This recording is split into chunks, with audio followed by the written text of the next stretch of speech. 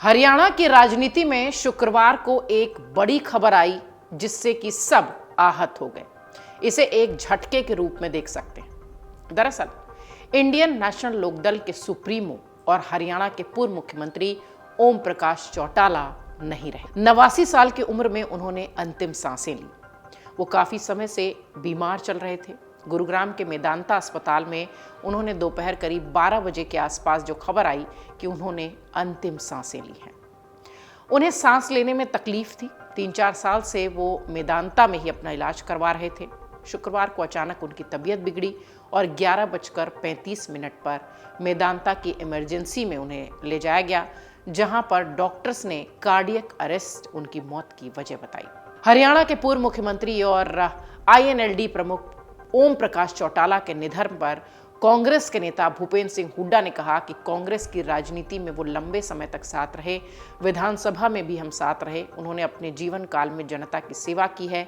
अभी तो वो राजनीति में भी एक्टिव थे, वो अच्छे व्यक्ति थे, हमारे संबंध उनसे अच्छे थे, वो मेरे बड़े भाई की भूमिका में थे।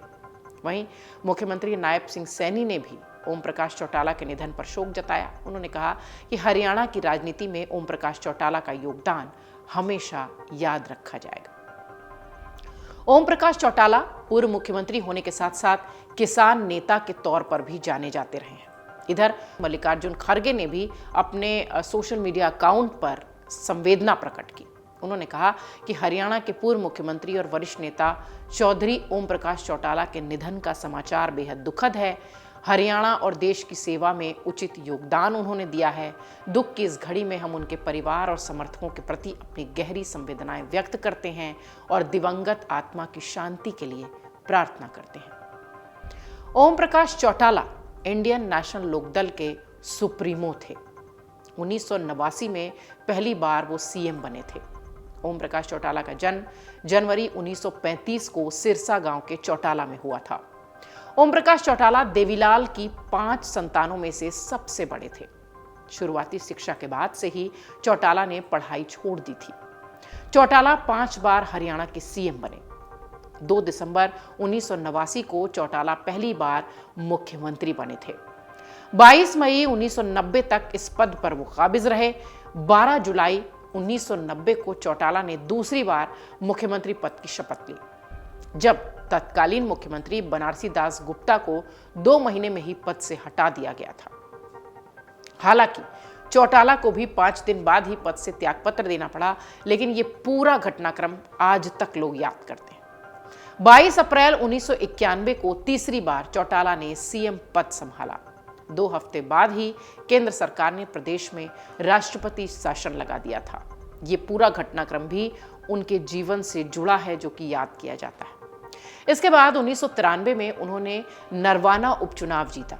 1996 के लोकसभा चुनाव के बाद उन्होंने हरियाणा लोकदल राष्ट्रीय लोकदल के नाम से एक पार्टी बनाई।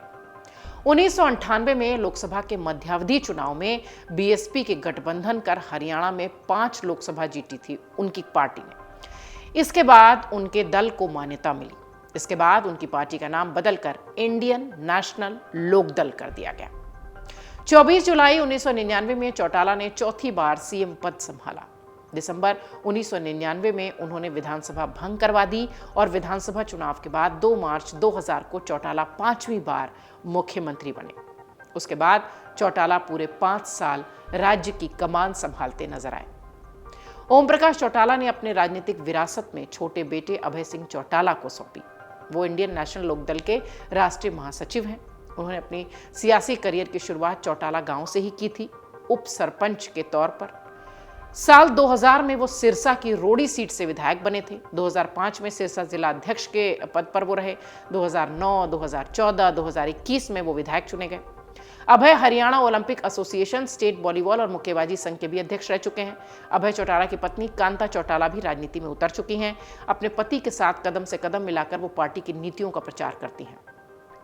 2016 में वो जिला पंचायत चुनाव में उतरी थी, लेकिन उन्हें अभय के चचेरे भाई आदित्य चौटाला ने हरा दिया। हालांकि पार्टी की महिला मोर्चा की कमान उन्होंने जरूर संभाल रखी है। INLD की रैलियों में वो अक्सर देखी जाती हैं, मन से पार्टी कार्यकर्ताओं का उत्साह बढ़ाती हैं।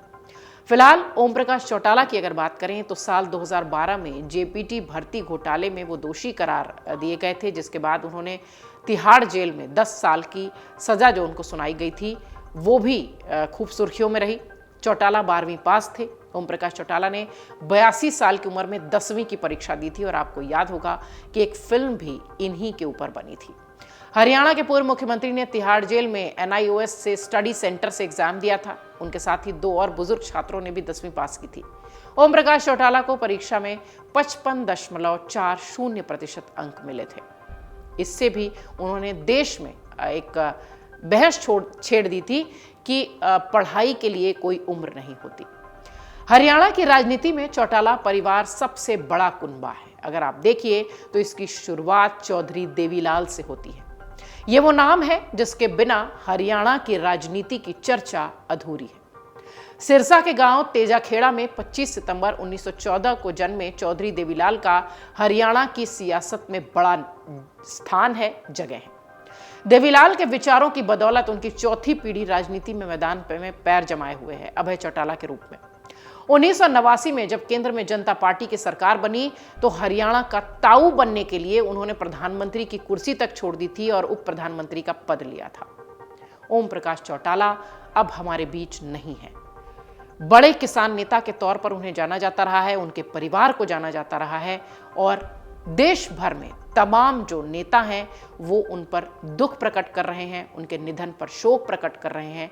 लेकिन सबसे बड़ी बात ये कि हरियाणा का अध्याय चौटाला के बिना अधूरा है। इसलिए शायद हमने शुरुआत में कहा कि हरियाणा को बड़ा झटका लगा है।